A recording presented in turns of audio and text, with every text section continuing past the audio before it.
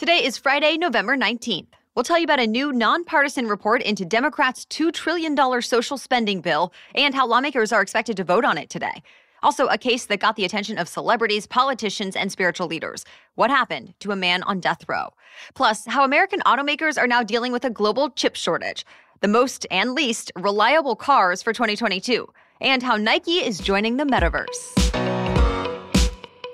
Welcome to The Newsworthy. All the day's news in around 10 minutes. Fast, fair, fun, and on the go. I'm Erica Mandy. Thanks so much for being here. You ready? Let's do this.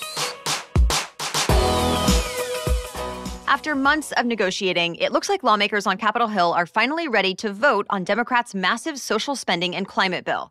This is the one that costs close to $2 trillion and includes things like universal pre-K, more affordable home care for seniors, tax breaks to encourage cleaner energy and electric vehicles, and a lot more. If this passes, it would also raise taxes on some corporations and the richest Americans. The House is finally scheduled to vote on it this morning. Lawmakers were actually supposed to vote on the bill last night, but the top Republican in the House made sure that did not happen. Minority Leader Kevin McCarthy spoke on the House floor for more than 4 hours until most lawmakers had cleared out of the chamber. That said, it might have given lawmakers more time to read a new influential report that could impact their votes. The nonpartisan Congressional Budget Office just put out a report yesterday that found the Democrats' bill would add $367 billion to the U.S. deficit over the next 10 years. But the White House still says this bill would actually lower the deficit. That's because there's one thing the CBO did not take into account, that the bill includes more money for the IRS to crack down on tax cheats. And the Biden administration says the $80 billion extra dollars for the IRS will end up bringing in another $480 billion in owed tax revenue. Democrats are accepting that explanation, calling the bill fully paid for. But Republicans are taking the CBO at its word. So they still say the bill is too expensive, that it will make inflation worse and slow the economy's growth. And with that, today's vote is still expected to fall largely along party lines, with most Democrats for it and most, if not all, Republicans against it. Since Democrats have a majority in the House, it's still expected to pass. And if it does, it will then go to the Senate. Their senators are likely to make changes to the bill and negotiate it for weeks. So stay tuned. For the first time in 5 years, the White House held a summit for the leaders of North America. President Biden met with Canadian Prime Minister Justin Trudeau and Mexican President Andrés Manuel López Obrador. They spoke about everything from trade to climate change to COVID-19 to immigration. The leaders agreed to create a group to address supply chain issues, and they promised to share vaccines. But tougher questions, like what to do about a surge of migrants at the U.S.-Mexico border, went unanswered. Still, they promised to keep the dialogue open. A man who's been on death row for the past 20 years was just hours away from being executed when his sentence was changed. The change happened after a huge campaign that drew in not only lawyers and advocacy groups, but celebrities, athletes, politicians, and Christian leaders.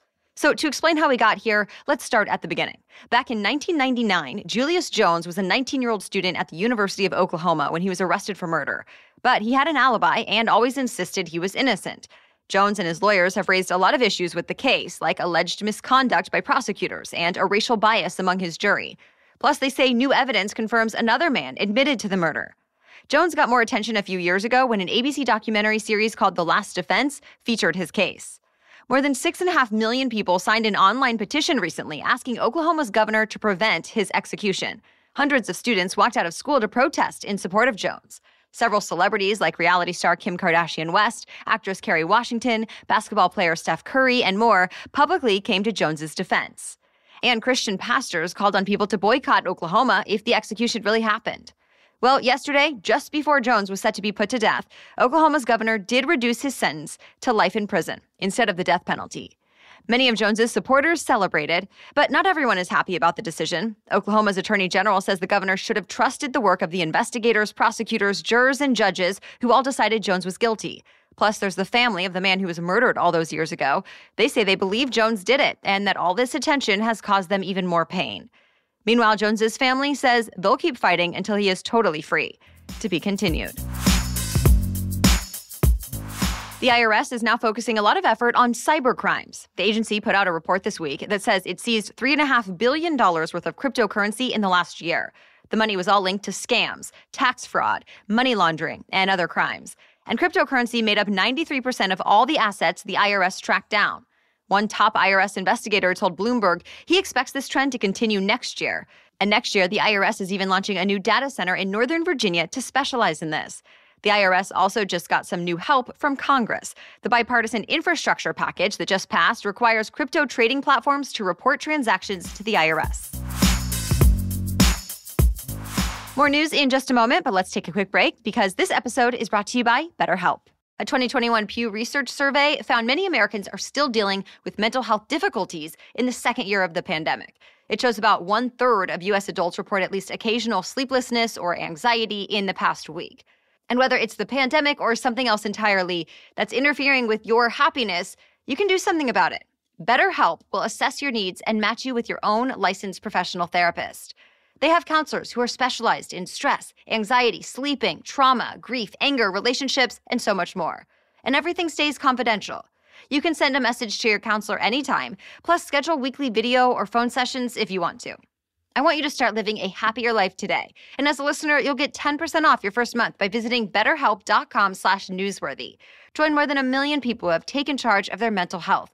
Again, that's BetterHelp, H-E-L-P, betterhelp.com/newsworthy. It's said to be the first U.S. city to do this, require all public bathrooms to provide sanitary products like tampons and pads for free. The new ordinance passed in Ann Arbor, Michigan, unanimously earlier this week, and it's set to take effect on January 1st. The mayor said menstrual products are a human necessity. Other cities have passed similar rules that only apply to government buildings or schools, but this one applies to every bathroom open to the public. The ordinance also requires toilet paper, soap, paper towels, and water to be available. A group of bipartisan state attorneys general are investigating how Instagram attracts and affects young people.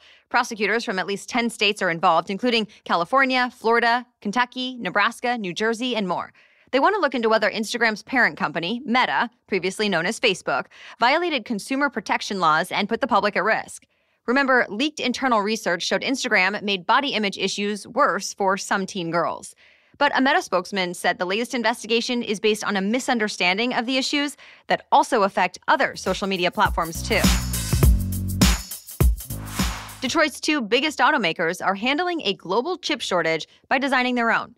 First, Ford says it has an agreement with computer chip manufacturer Global Foundries that may lead to joint chip production here in the U.S. General Motors also says it's working alongside some of the biggest names in the industry, like Qualcomm, to co-develop and manufacture its own computer chips.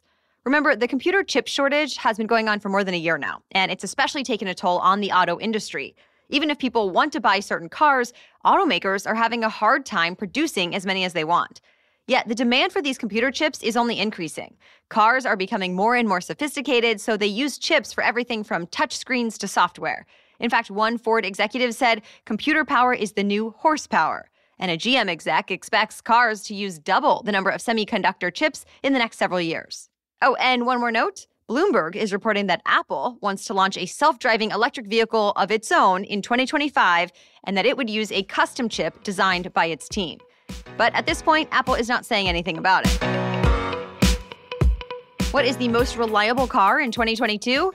Well, according to the Auto Reliability Report put together by Consumer Reports, it's Toyota's luxury brand, Lexus. Mazda, which had the top spot for 2021, came in second this time, and Toyota ranks third. But brands with a lot of the newest tech, like Tesla, landed near the bottom of the list. Specifically, Consumer Reports called Tesla's Model Y one of the 10 least reliable vehicles in 2022, citing issues with its paint, weather stripping, rear hatchback, climate system, and more. But the very bottom spot went to Lincoln. You can check out that list and the different categories using the links in our episode notes. CVS Health is planning to close about 10% of its stores around the country. The drugstore chain said 300 stores will close each year for the next 3 years, starting next spring. CVS points to two main reasons. One, population changes, or as one analyst put it, too many stores are overlapping with each other. And two, customers' buying habits, or in other words, more people buy online now. The company wants to become more of a destination.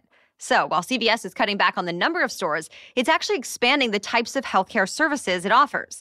The stores that are staying put will eventually be grouped into three main models: traditional pharmacies that have some retail products, primary care services, and lastly, so-called health hubs that offer a variety of things from therapy sessions to rooms for hot yoga.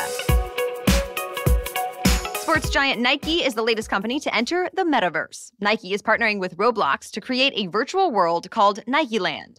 Roblox is a popular game-creating platform, but now it'll also have Nike buildings, fields, and arenas where users can play a bunch of mini-games.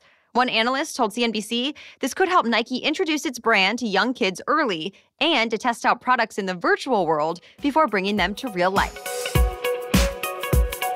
Well, that's it for the main news today, but now it's time for Feel Good Friday, when we bring you one extra feel-good or positive news story before the weekend. But first, this episode is brought to you by KiwiCo. Your search for a great holiday gift for a child in your life ends right here. KiwiCo is the one-stop gift shop for kids of every interest and of every age.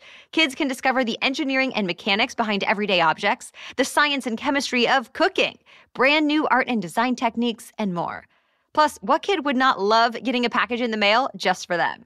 My son Dax is a bit too young to know the package actually has his name on it, but he already loves everything KiwiCo sends. It's all high quality and made just for his age, helping to both engage and educate him.